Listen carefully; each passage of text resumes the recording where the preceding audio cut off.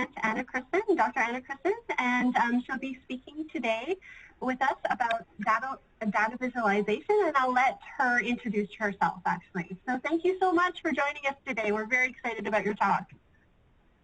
Thanks very much. So I just wanted to confirm that you can see my slides and you can hear me okay.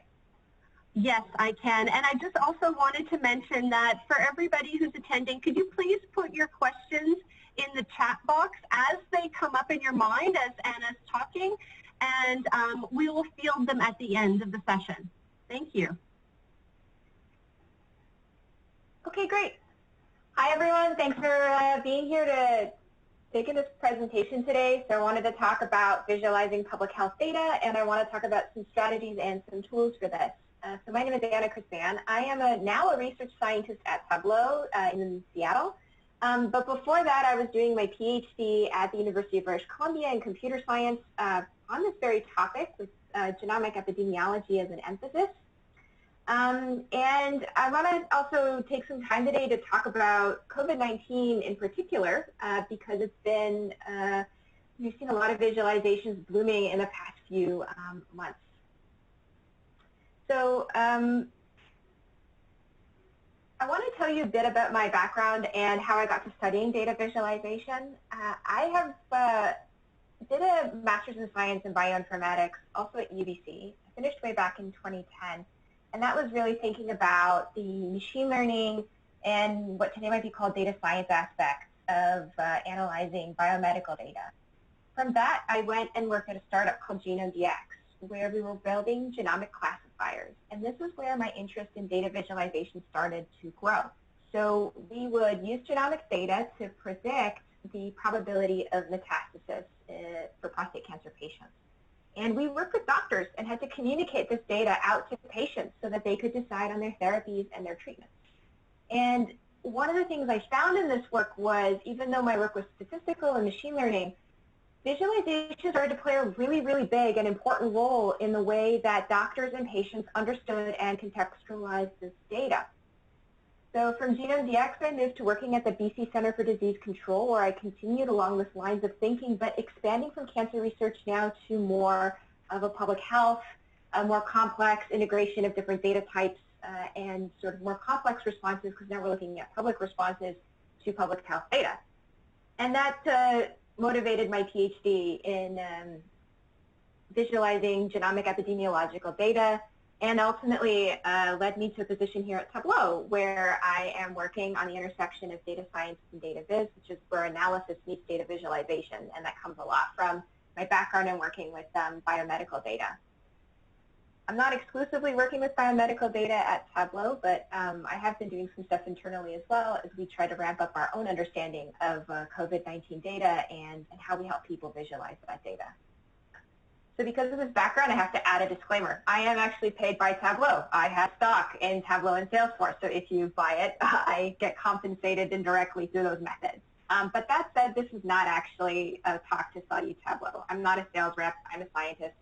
And we're going to mostly talk about other things. But every so often, I'll tell you something that I think we're doing at Tableau that is kind of cool.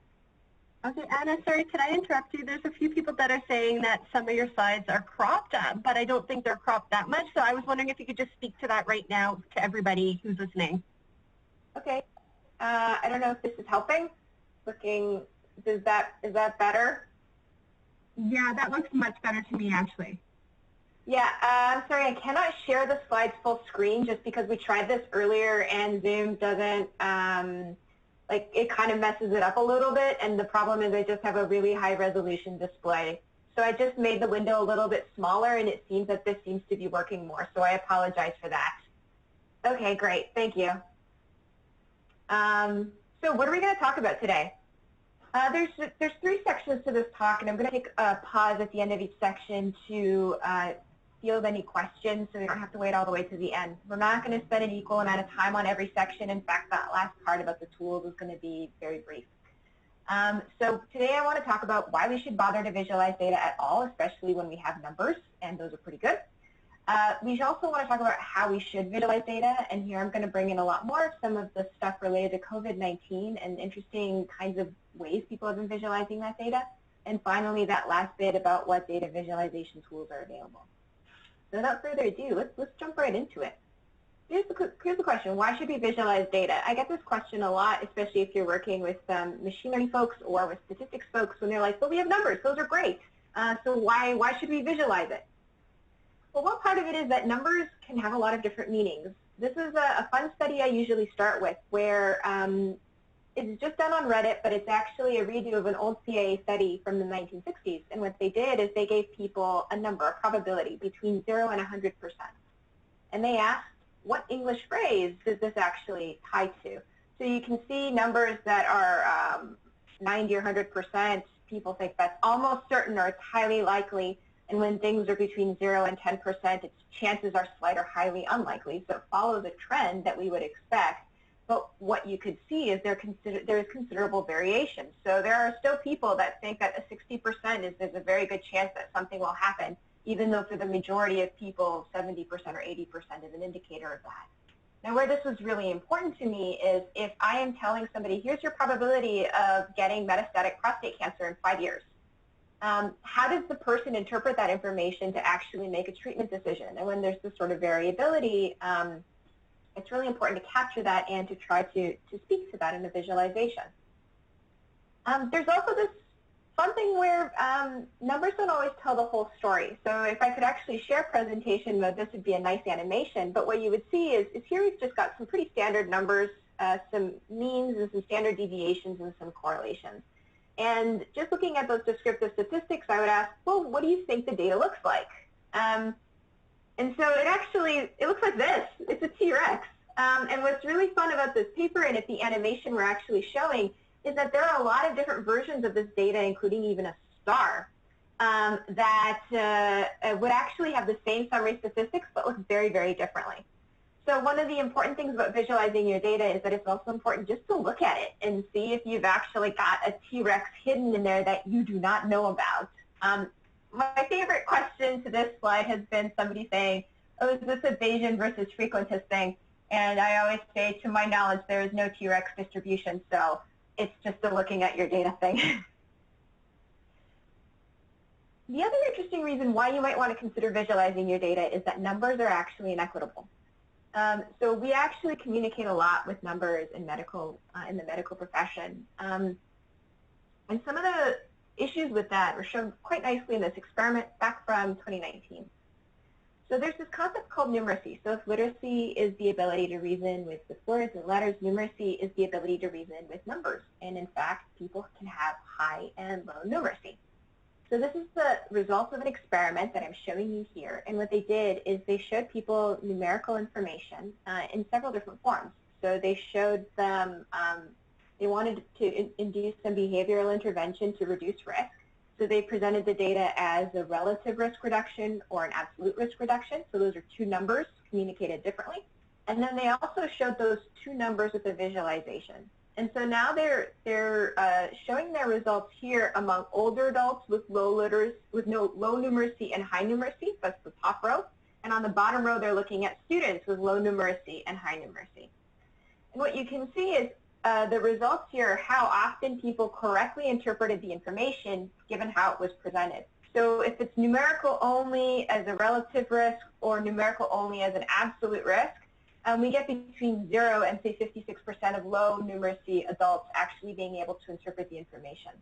When you show literally the same data visually, we get improvements for up to from between 75 and 86% improvements, right? And this was true consistently. Generally, lower numeracy individuals benefit more from a visualization than higher numeracy individuals, but you still see improvements in both groups. This is really important. If we think of informed decision-making in medicine, if we just show people numbers, we're actually realizing they're not actually informed. It's harder for them to understand the information. Then you might be thinking to yourself, well, maybe this doesn't matter because maybe not a lot of people have low numeracy. This isn't true. So this is a nice study or a nice look at the issues of distribution of numeracy among populations. And so there's this group that did a study to take a look at what the numeracy levels are across different countries around the world and the number of individuals in their study, so rough estimate of the population that have different numeracy levels. Numeracy level 3 is just the ability to do basic arithmetic and understand the numbers that you are being provided, right? So you can see that in some countries there's high numeracy, but in a country like in the U.S., there's a lot of individuals with really, really low numeracy.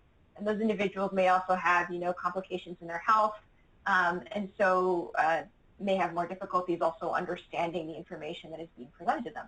So numeracy is really important. And of course, numeracy comes into play when we think about, well, we want people to change their behavior.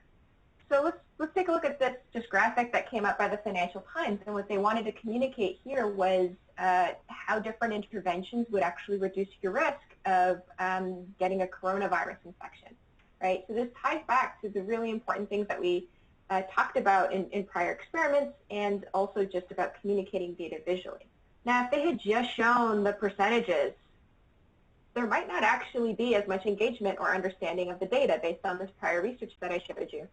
So here they've done both. They've shown an icon array, and they've actually shown the numbers as well. And what the icon array is showing, you've got a lot of, not quite 100, but you've got like some data points here, and they color in the number of people that would actually be impacted. So they're visualizing the probability. And the combination of the two, based on prior research, is more likely to have the information be communicated effectively compared to just showing the numbers alone.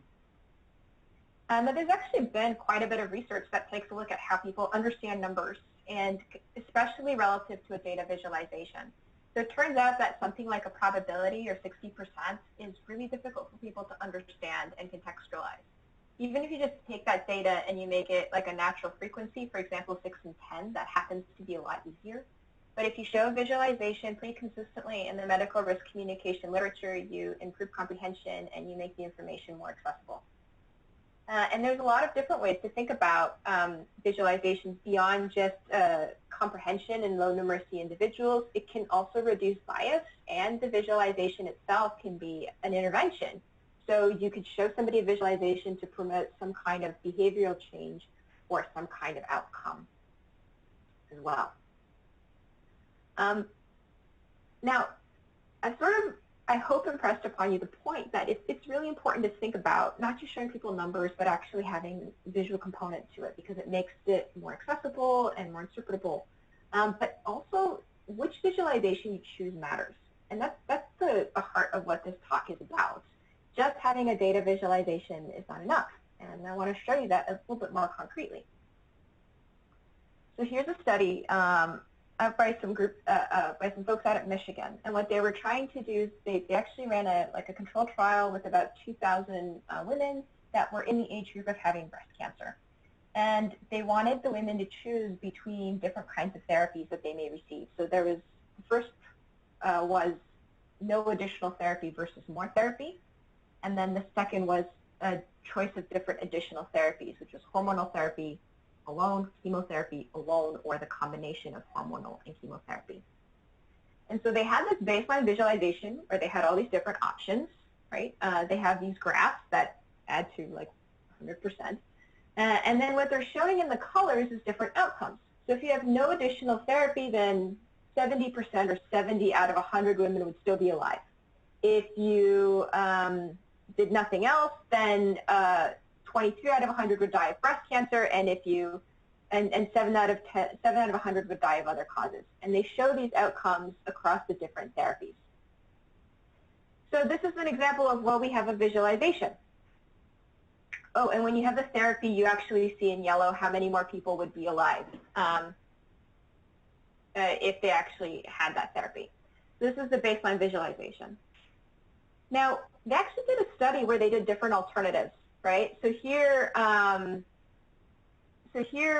is alternative 1, where they use, instead of this bar, an icon array, but they still show all the different outcomes. So this is hormonal therapy versus combination. And then this is alternative 2, where they just show, here's your baseline survival, and then here's your added survival with the therapy. Now, when they did this study, they actually found that not only did people prefer alternative 2, it was less confusing, people didn't understand how to sort of think about all the different outcomes that they were showing with the different colors, so that was distracting.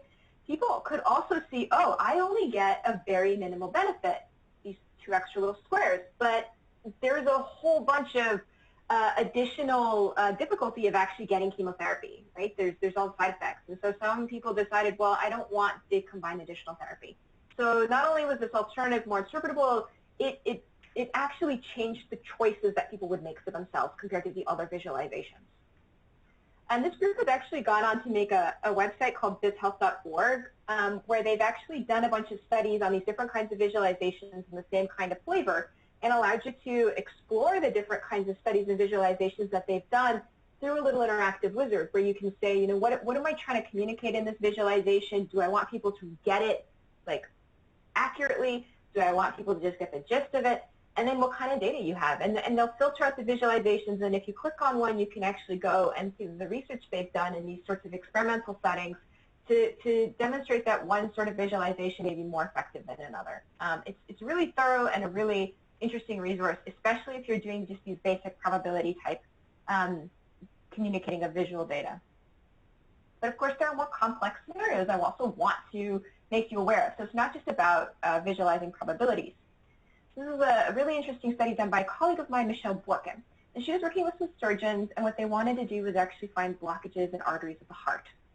So the visualization that you're seeing here is the default that they were working with. So they have this 3D representation of the arteries of the heart, and then they have this rainbow color map that is actually trying to show, I guess, how much pressure there is, and the more pressure there is, the more indicative it is of actually there being some sort of blockage that they would have to find.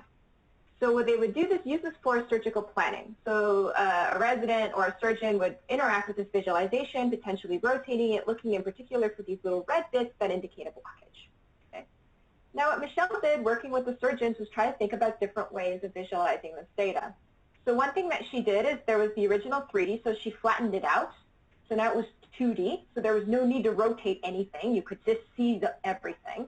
And the hierarchy in the 2D of alternative 1 actually represents the hierarchy of arteries in the heart, veins in the heart. How do I write Excel? I'll get to that. The other thing that she did was actually change the color scheme from this rainbow color scheme to a divergent, to just going from black to red to black. And if you saw black, it meant that there was a blockage, right? So she had the original, alternative 1, and alternative 2, and then she did a randomized trial to see how accurate people were. So they had a gold standard data set that an expert resident or an expert clinician marked up, and then they had trained residents go through and try to find all the blockages. Okay, so here's the difference. In the original, the residents found blockages with an accuracy of 39%, so they missed a lot of things. Okay, in the alternative, the accuracy was 91%. So part of the reason for this is because it's actually, although we think of the world as in 3D, it's not. Like right now, none of you can see my back. And that's not just because of your screen, right? You can see some measure of my depth, but if I had some sticky note back there, you wouldn't know, right? I have to turn around. So because you know what a human looks like, when I turn around, you're not shocked to see the back of me, right? But when we talk about something that's more abstract, like arteries of the heart or visualization, as you're rotating things, you actually have to keep track in your head of everything that's moving and where you've previously seen it. And so the 3D visualization is actually obscuring a lot of information and making people work hard to try to remember everything. There are also issues with the rainbow color scale, which I'll get to in a little bit. But this choice of visualization, it really improved the ability to find blockages for surgical planning. And I think they're using this now at the hospital. And then finally, there is also just different ways to think about how you visualize data and what it has. So COVID-19 has been really interesting because it's brought up this discussion of how do we show the data. So here are the exact same two maps with the exact same points highlighted on them. One of them is actually showing the total number of cases, just the raw count. Whereas the other one is actually showing you the cases adjusted for population. These are very different views of the data. In my opinion, the South and what's going on in the Southeast really pops up when you're actually taking a look at the adjusted for population rates. Okay? There is also a lot of discussion here. Here we're looking at the same data and how you visualize the data, whether you're using a log scale or a linear scale. So some of the folks at the Financial Times that have been visualizing this data sort of waded into controversy when they started using this log scale, right? Which as opposed to the linear scale. And you can see when you look at something in the linear scale, a lot of the other countries are really squashed down, whereas with the log scale, you can start to see a lot of these different trajectories. So there's some controversy there, and even whether people understand the log scale data enough to make this a useful visualization. And then there's been people that have been totally transforming this. So we looked at maps. This is a map of the U.S., and it's got a little arrow, right? And what it's showing is whether the cases are increasing or decreasing. And so whereas previously here, you know, we actually showed the physical map, here we've kept the positions of states relative to one another, right? So you can still kind of see the U.S. map, but not really. So you're preserving that spatial information. But now, instead of showing the outlines, you've just got an arrow of the same length that are all aligned at the same center point going up or down to indicate the trajectory of cases. So this is another really interesting way of visualizing data. The last part I'll give as an example is of why visualization choices matter, and not just having a visualization, is that you could also mislead with visualization. As Alberto Cairo has done a lot of work in this area, and so here's a really great example of a visualization choice where the y-axis goes from 34 to 40%, and it makes just visually, it looks like, wow, there's a really big difference in these tax cuts. But if you actually put everything at 0, the difference doesn't look as drastic.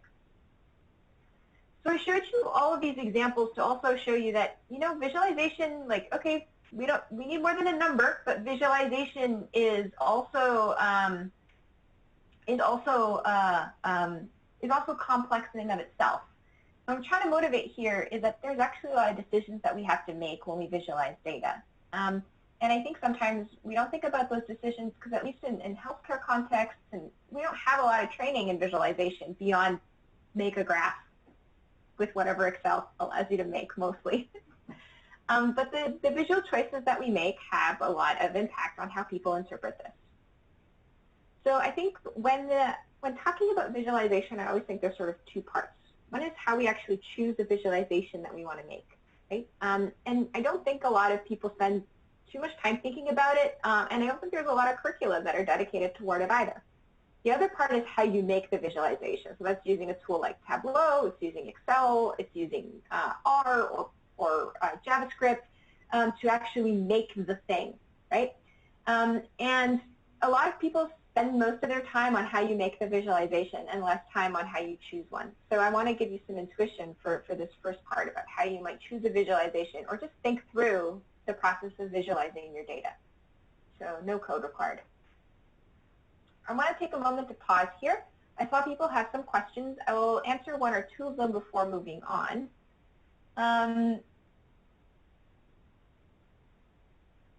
So one person asked about what I think about Excel visualizations. I think they are the standard, and I think that a lot of people tend to use them, but they are kind of really limiting. Excel has upped its game, right? If you've got a more recent version, it'll even try to recommend visualizations for you now based upon the data that you give it. But, you know, it's sort of the de facto, and it doesn't give you a lot of options, which is unfortunate. And I don't know if they would ever improve upon that. So the con there is if you have more complex data, you often need to go to a tool like R, Python to visualize it. Some people have called Tableau Excel 2.0 because it lets you do a little bit more than Excel, quite a little bit more. Yeah. The other question is learning resources for Tableau for R users, and do I have recommendations for open health researchers? For our users specifically, I mean, there's always a lot of stuff on the community forums. There are, like, if you're willing to pay for things, there are a lot of trainings and things like that once you get into paying. But otherwise, there are a lot of different resources online to actually learn Tableau, and there are some connectors that we have for R and Python that allow you to output data or bring data back in. Those are experimental. They're available online as TabPy or R, or I can't remember the R one, but those are available. And I'll get back to the point for open health researchers as well. I see some final question about anatomy versus bar graphs. I think that I might answer to some extent that question in these follow-up slides when we think about how we choose a visualization, how we think of about a visualization. So I'll hold that question. If I haven't answered it, please ask it again, or I'll come back to it at the end. Okay. So how should we visualize data? A crash course. Okay. So there's much more to visualization than meets the eye. And then let's take a look at this. We've made a lot of decisions when visualizing even just this very simple data. So what we want to do is we have this original intent. We want to communicate the burden of disease, right? And so what data do we have? Well, we have raw case counts and we have population data from each of the counties, right? And where those counties are. And we made some choices. We want to have a graph, and we want to have some points on this graph, and we want to have some transparency. And then because we're also looking at adjusted numbers, we want to calculate those. So we want to calculate the adjusted population counts from the raw data, and we also, the algorithm is also figuring out the sizes of the circle for us, right? So it's a picture, but there's a lot going on underneath this picture. And the thing that is really important for me to communicate to you is that visualization is a process of encoding information so that somebody can actually decode that data later. This is a nice representation of that made by one of my colleagues, Robert Kusara, or Eager Eyes. And so what we're doing when we're making a data visualization is we're taking some data, we are transforming it or mapping it, for example, calculating those adjusted case counts, deciding whether that's going to be a point or whether that's going to be some color that we color in the states as opposed to just putting a point on top of them. And then we put that out to the computer or we print it, and then some human comes along later and tries to understand what we showed them, right? And they're using their visual system and they're using their cognitive system to do that. And so when you see a visualization broken down in this way, you start to see like there's a lot going on, and visualization research is pretty cross-cutting with a lot of different fields. So we're thinking of human perception and cognition, right? We're thinking of computer graphics and what the computer can actually show you right now. We're also thinking of data analysis, and all of that together becomes visualization, design, and analysis. And we can take these little disciplines and actually put them onto our process. So we're thinking a lot about data and about visualization when we're encoding information. And then the computer itself when we're showing it. And then we're thinking a lot about human perceptual systems and cognitive systems when we are actually having somebody understand that information that we want them to understand in the visualization. So how do we think through this process of encoding and decoding information through visualizations? So I'm going to try to condense a bunch of stuff to give you some intuition, but this is really, really, really high level. And there are whole semester courses taught on data visualization that are going to go into this at a far greater level of depth. I just want to give you some sense of orientation. Okay. So first start with 3 questions. Why, what, and how? Okay. So your why question is your motivation. Why do you need to visualize this data in the first place? That's thinking through that intent, right? And then you also have to think about how you or other people would use this visualization. So for me, you know, when I'm looking at prostate cancer data, and I'm a machine learning researcher, the way that I use that visualization to understand what's going on with my models and whether the outcome makes sense is really different than a doctor and a patient who is trying to decide on their treatment. I shouldn't show them the visualizations I made in my own process of applying machine learning methods so that they can make a decision about therapy. So motivation really dictates what you're trying to make, right? The what is actually the data that you have and the specific thing you're trying to do with it, like compare, communicate, explore, right? And then finally, there's the how, which is how you actually make that visualization. Usually people skip the why and the what, and they just jump to the how.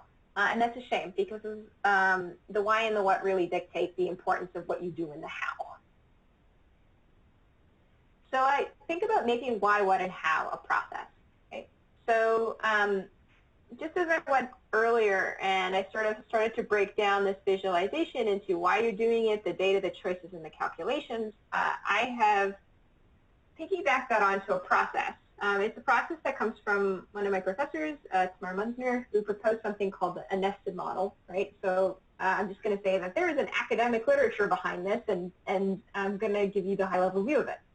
So what she has is the why, what, and how maps to these sort of different levels of a visualization. So there's the domain problem or your motivation. There's the what, which is the data and the task, and the how, which is the visual choices and the algorithm. Now, when you go through a design process, you're actually starting from the question, and you're working your way in so that you can pick the right kind of visualization or think through what an appropriate visualization is. And then as you work your way out, you're engaged in this evaluation process. And it's iterative. You'll design something, you'll evaluate it, then you'll have to make some tweaks. You'll go through the design step again and evaluate it again. And the reason this is important is when you frame it this way through why, what, how, and think of design and evaluation, you can really ask questions to see whether the visualization you made is doing what you think it does. So if we know why we're making something, we can ask that we can evaluate whether it actually addresses an intended need. If we're thinking of what we're visualizing, we can think about, well, are we using the right data, or are we calculating the right data? For example, are raw case counts for COVID-19 appropriate, or should we be deriving adjusted case counts for population? Because metropolitan areas are going to have always more people than rural areas, and so they're always going to have a greater number of raw case counts. And if you understand the why, if you know how you're building something, you can ask what are kind of a little bit more computer sciencey type questions, which is even like, does this render fast enough to the display? You could also start to think about, well, given what my motivation is, what data I have, and what people want to do with it, did I make the right choice in visualization? And so we can again think about this problem as think about this why, what, and how, and how this visualization came together. So I'm going to walk you through this so you get a sense of it. Again, super high level, but I hope that it provides a decent form of guidance for you as you think through visualization in your own work or visualizations that you encounter in your work. So the first one is actually think about a relevant problem and a group of people that have this problem before you design a visualization. So one thing that's interesting and challenging in healthcare is that we have multidisciplinary teams and a lot of different stakeholders. So a lot of people think that, well, if you have a lot more data, if you have a diversity of stakeholders, then you end up with more informed decision making. But also you end up with people that have a lot of different contexts, whether it's stuff like their numeracy and literacy, whether it's the data that they care about because of their profession or the data that they understand. So there's also a lot of challenges when we think about problems within healthcare specifically and what our motivation for creating a visualization is. And these Lego characters here just give you a flavor of that. So in BC, we've got our medical health officers. We, of course, have clinicians. We have nurses. We have researchers. There's also community leaders. There's patients, and there's policymakers. And again, if you think of a response to something like a pandemic, all of these individuals are engaged, right? The researchers are trying to figure out what the best interventions are. The clinical teams or the medical teams are trying to actually act on some of those recommendations. The community leaders are trying to engage people in behavioral interventions or responses that come from those recommendations. So this is really an integrated effort, and it's challenging to communicate across all these different teams and people. Now we also have to think about, well, what data do we have and what do people want to do with it? And of course, in healthcare, the question is always, is the data that we want available? Which it is not always, and sometimes it can take years before we actually get access to the data that we need. So in public health, we actually, I think of epidemiology, we have person, place, and time as the key ideas that ground our approaches, right? And if you start to think about, well, what kind of person data we have, it really gets complex fast, right? So we do have things like contact networks and social networks. Again, super important in a pandemic. We are increasingly getting genomic data, not only from humans, but from the bugs themselves that are infecting us. When someone becomes hospitalized, we have information on treatments and outcomes. Now we have place data, so we have geographic context and locations. And of course, all of this data is changing over time and incomplete. So going back to the thing about Excel, if you think about what Excel lets you visualize, you really need your data to be in a nice spreadsheet that can be easily mapped to some sort of visualization that it supports. But when we think about our healthcare responses and the fact that we have a lot of different kinds of data that each show an important and different kind of picture that needs to be visualized together, you start to see how the data that you have dictates what tool you need or what visualizations you have to create, and how hard it is to do that. I also want to emphasize that you don't just want to visualize the data you're given. I've already mentioned this, you also want to derive the data that people need. So here, for example, we might have, show a visualization of exports and imports, but the thing that people really care about is the trade balance. And you understand that if you talk to the right people when you're looking at your motivation for visualization. So you should visualize the trade balance. Otherwise, people are going to do that mental math, just like when they were rotating the heart to figure out where all the blockages were. So again, this does matter. When people were in this visualization by the Washington Post, they actually used interaction to do that calculation for people. So sometimes you could look at the raw numbers, the total numbers, and then you could toggle and they would do the calculation for you to show you the population adjusted numbers. It's also important to think about how people would use this data. So like I said, with my little Lego minifigures, people have different needs. So again, let's go to prostate cancer and think about, we want to think about, prostate cancer outcomes, right? So if we're looking at people that work in public health at a higher level, we're looking at policymakers, you might want to show them, say, a map, right? Where we can look at the burden of disease across different regions. If you're a patient and you want to know what treatment you should take, that might not be as useful. What you might want is to look at people like you and to see what their outcomes are, right? And so that's when you've got this little icon array that actually shows different kinds of outcomes from prostate cancer, right? So what you want to do, whether it's get an overview of the burden for certain people or get a very specific, similar disease trajectory based on people like you, dictates what data is important and how you visualize it. So this, again, it comes up in COVID-19 stuff, right? So, for example, the task here is we want to compare hospitalizations between states. And so here what they're doing is they're actually showing the hospitalizations as an epi curve, which is pretty standard, right? But they're getting additional data for you, deriving additional data you might care about. So this idea of the 7-day rolling average started to come in when people realized that there was a lag in reporting. So instead of making you try to guess what that is, they just calculate it and they showed it to you. The other thing we're realizing is that the outbreak is in different phases. So they've also derived additional data where they're actually using color to show you the different outbreak phases. So they're helping you with this comparison task, right? Here's another one. We want to show the disease burden, right? Now, a lot of people have started to realize the disease burden that we're actually calculating might not be accurate because only so many people are getting tested. And so what they started to compute was actually look at excess deaths, right? And so what they had was, deaths in previous years, deaths in current years, and then they calculated for you how many more people died. And they showed that to you explicitly so that you could actually make a determination of excess deaths. And this is just for the UK.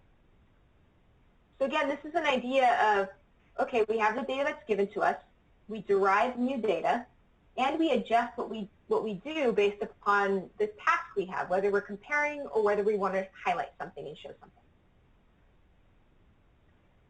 something. This is one more task where here we're actually trying to show the viral evolution and spread, right? And this is from a next strain tool that comes out of Seattle and the Fred Hutch. And so here the data is very, very different. So to show viral evolution and spread, we actually need genomic data, we need geography data, and from that we are deriving phylogeny data. We're deriving a transmission network, and we're deriving also a sense of genomic diversity. Okay. And then again, this goes back to the very early point of there's a lot of data in public health data that we're collecting, that we're trying to visualize together, that this is really challenging, and that some tools are not, that some of these tools are not, some tools are not up to being able to actually help us do that. Just want to briefly give some examples from my own research as well. So in one of the projects that I did, we were trying to communicate we were trying to design a clinical report for tuberculosis genomic data, right? And we actually went through this process where we initially talked to a bunch of experts. So that was sort of framing our motivation and the problem we cared about. We tried to understand their process in the clinic of how they would diagnose and treat TB, and then we got this little workflow map. And then since we only talked to 7 experts, we actually followed up with a questionnaire where we asked a whole bunch more people what they do. And so we had this really deep understanding of this is what you do, this is what data you use, and this is what's important to you. And we used that actually to inform designs that we tested and ultimately rolled into a report that is used by, I think, Public Health England and a couple of other public health agencies around the world. So this is our data and our tasks. So we had all this data that people use within a clinical pipeline, and then we had different diagnosis, treatment, and surveillance tasks. And the colors that you see here are from a survey that we did that basically asked the question, how often do you use this data to do this particular thing? Green meant they used it a lot. White meant they didn't use it very much. This allowed us to understand, like, what data do we prioritize when we're visualizing it? So this was the front page of the report that we came up with, and this was a very involved process where we actually marked up a bunch of stuff and had a half day where we sat in a room, were really creative, and tried to come up with different things. Okay, we're getting there. So now that we actually understand why we're doing something, what data is involved, whether we've got the right data, and what tasks people are trying to perform, we now think about the choices of visualizations. And I am going to go just a bit into the weeds, not for too long, to talk to you just a bit about the ideas of marks and channels. This is an old idea, and it's a way of encoding information. So a mark is just this basic building block. It's an element that can be displayed by the computer. So computer will look at points, lines, or areas. And then there's also channels, which are interpreted by our visual and our cognitive system. So where something is in space, its color, and so on. So here's another fun example of using stuff like that. So here we've got on the x-axis, we have the cumulative number of cases. On the y-axis, we have the new confirmed cases, right? So if we're thinking of, if we're just using a line mark here, we're taking advantage of x and y position.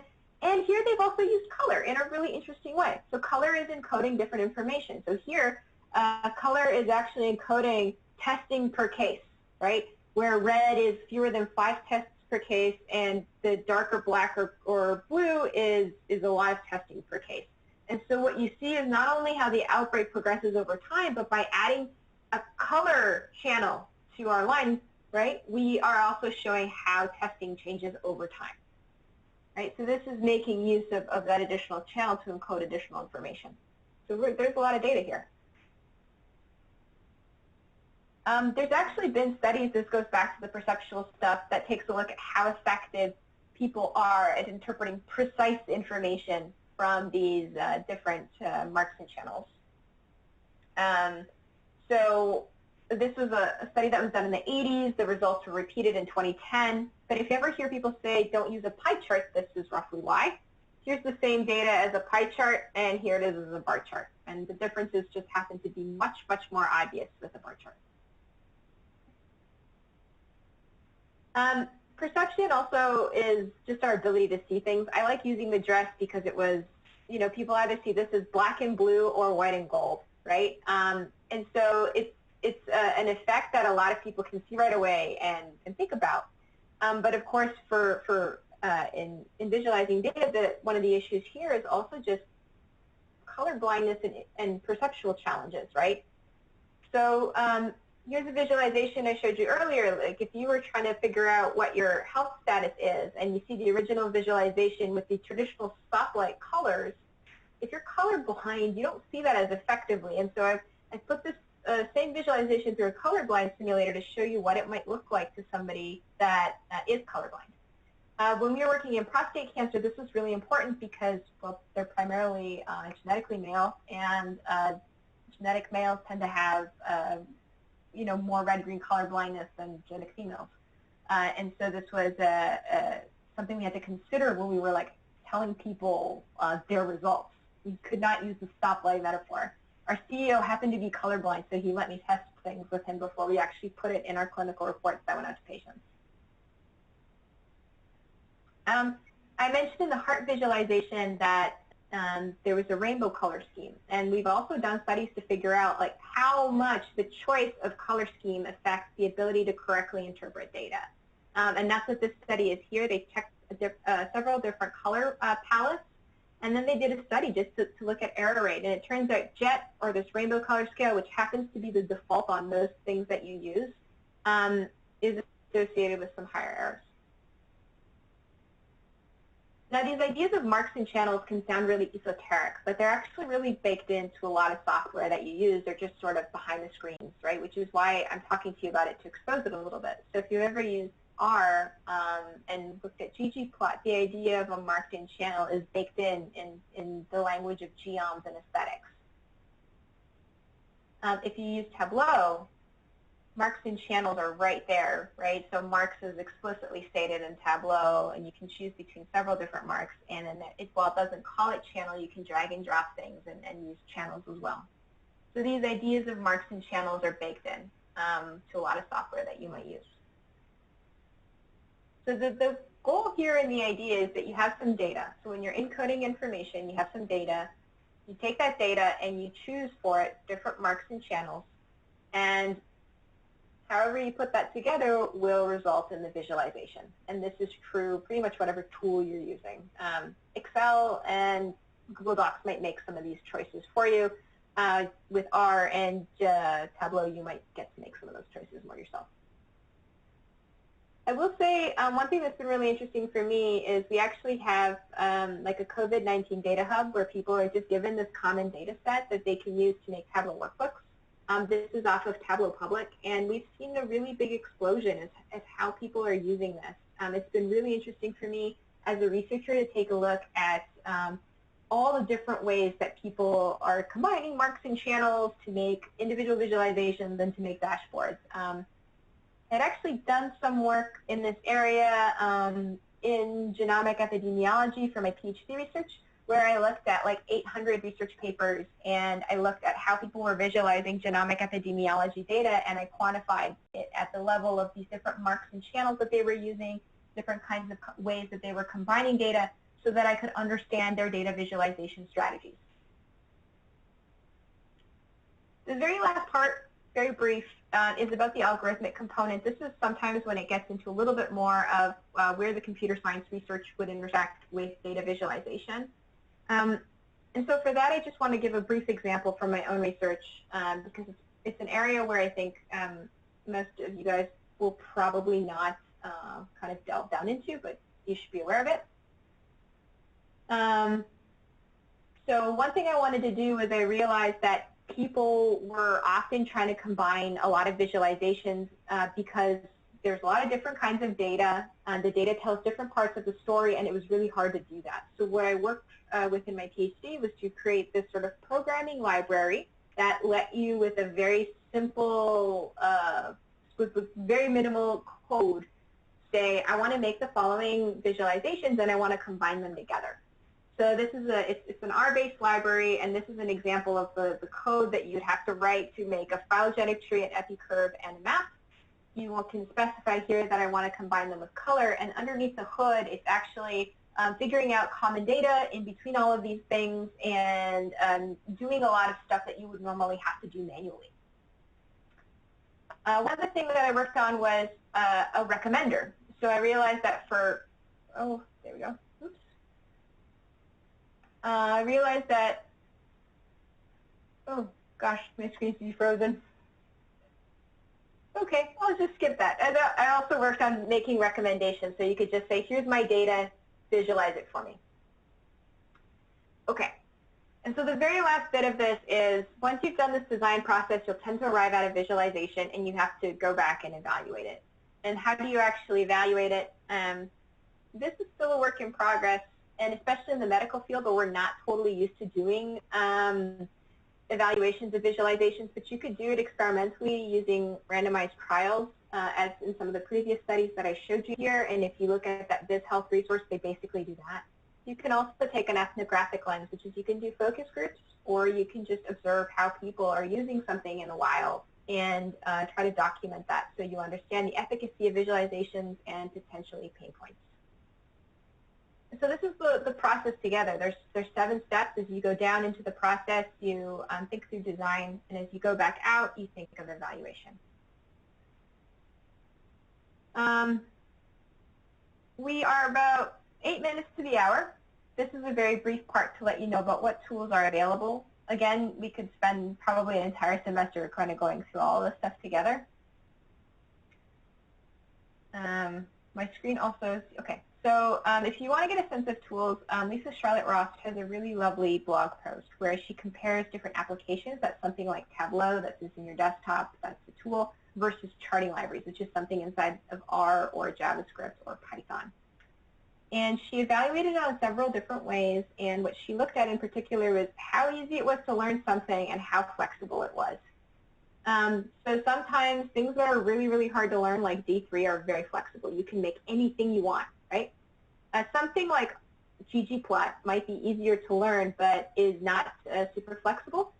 And then something like Tableau might be a little bit easier to learn, but again is more constrained. And then Excel is in that space too. It might be really easy to use Excel, but it really limits what you can do.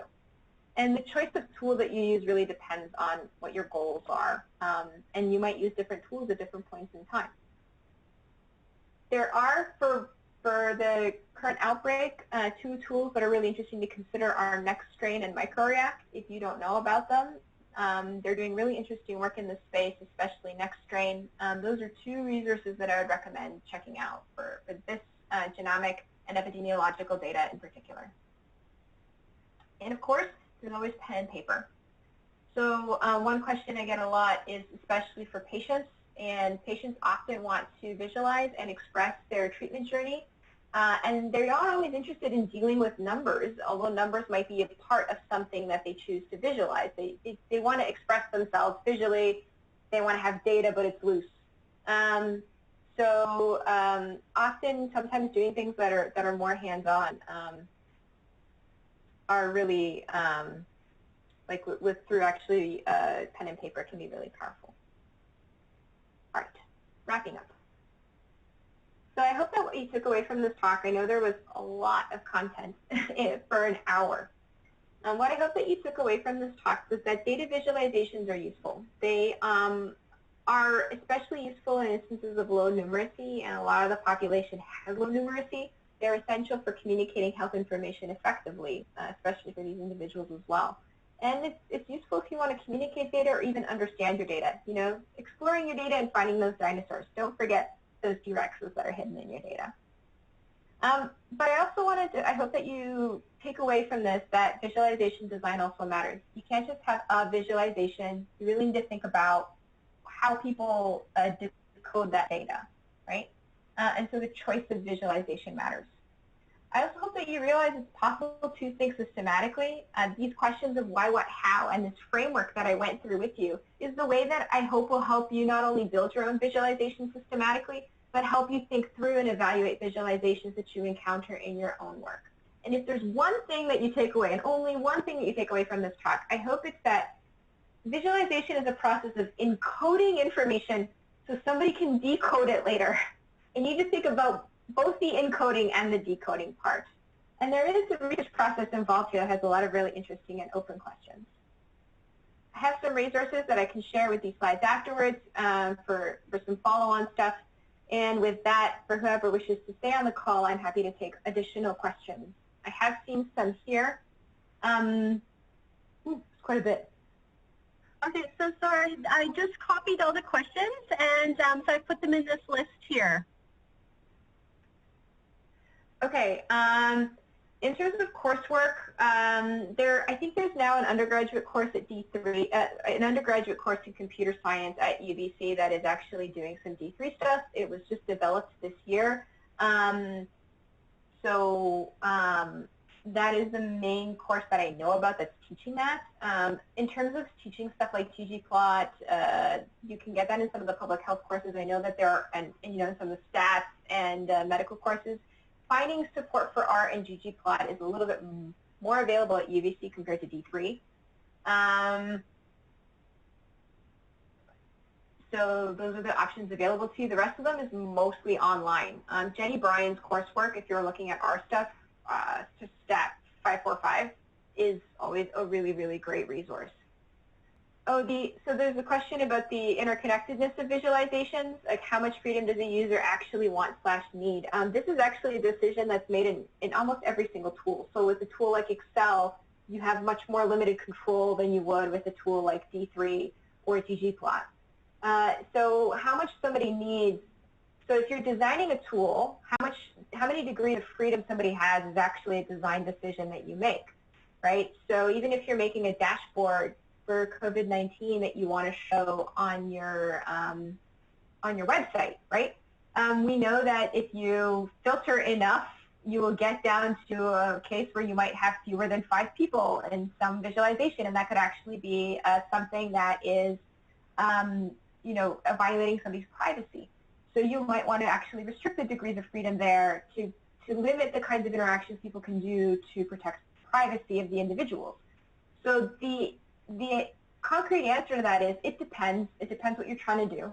If you're a developer like I am and you're comfortable with code, then you want as many degrees of freedom as possible. But maybe you don't want to be telling the computer where every single pixel should go.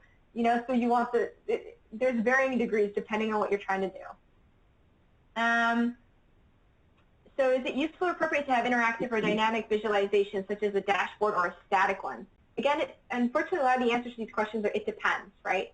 So there has been some research where if we show animations or if we have too much interactions, it can be really, really distracting, right? So there are times when it really, really doesn't work. That said, there are times when it works fantastically. So like Hans Rosling has this presentation where I think he's showing changes in mortality over time across these different nations, right? And everybody thinks of that as like the canonical example of animation works in a visualization. Static is not as effective.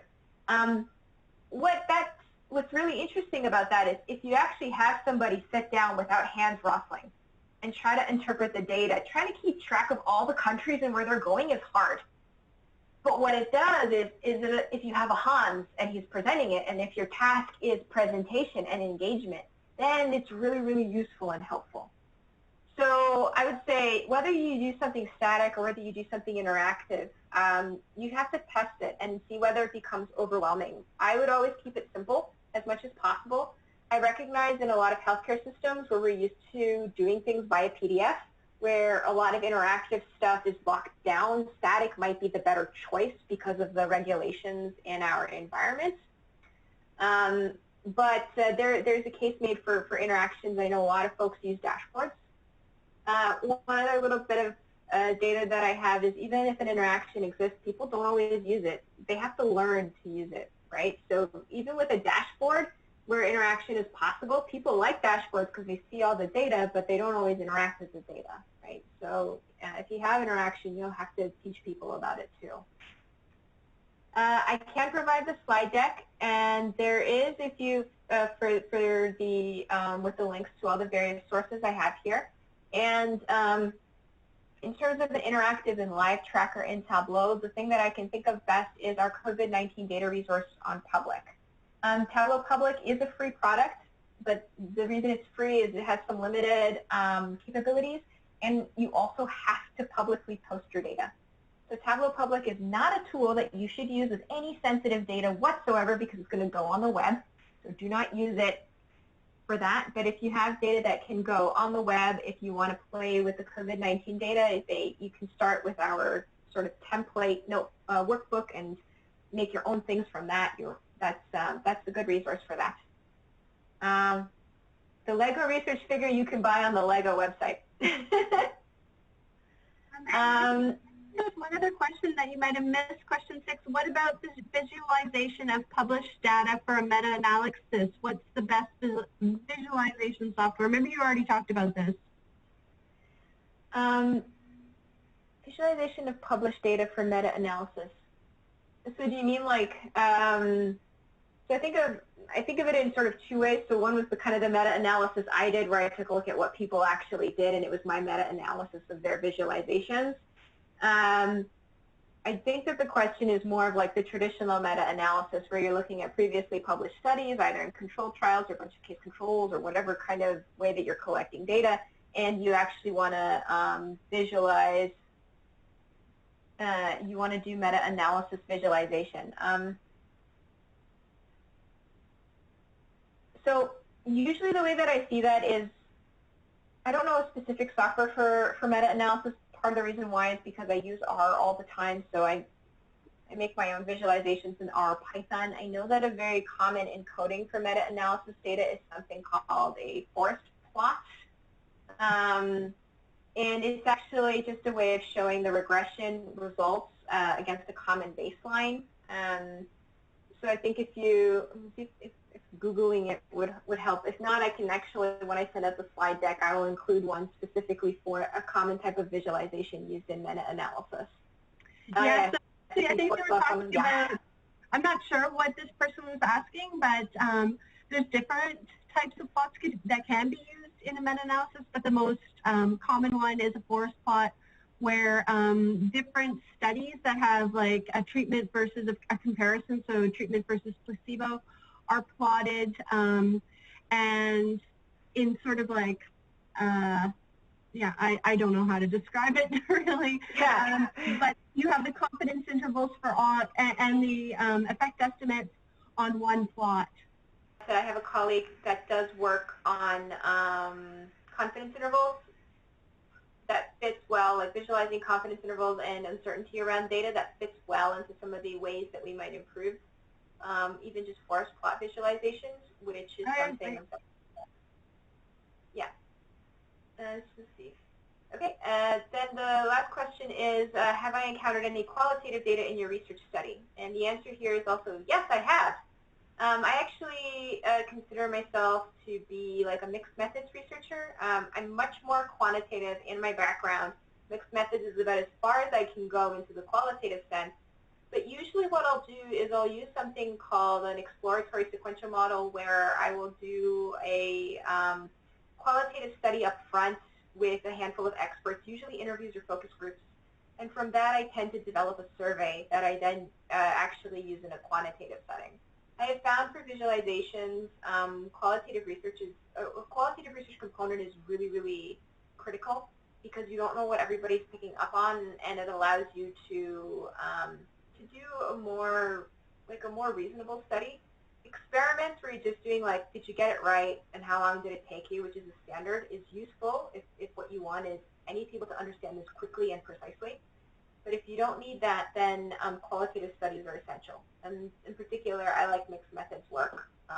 And I've used that quite a bit in my own work as well. So one of the research studies I pointed to that I've previously done was a mixed methods study.